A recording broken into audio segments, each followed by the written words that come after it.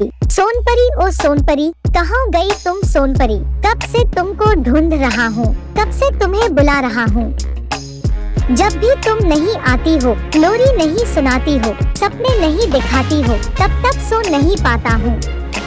पहले जब तुम आती थी, लोरी गाकर सुलाती थी।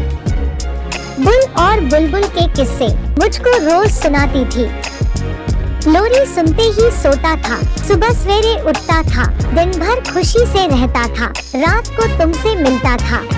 जब जब तुम नहीं आती हो, तब तब नींद सताती है, काली रात हमें डराती है, सपने बुरी दिखाती है। सोनपरी तुम आओ ना, लोरी मुझे सुनाओ ना, मुझको गले लगाओ ना, मीठे सपने दिखाओ ना। पीएनकेपी चैनल को सब्सक्राइब करें, बेल आइकन को जरूर दबा दें। पीएनकेपी को सब्सक्राइब करें और बेल बटन दबाएं।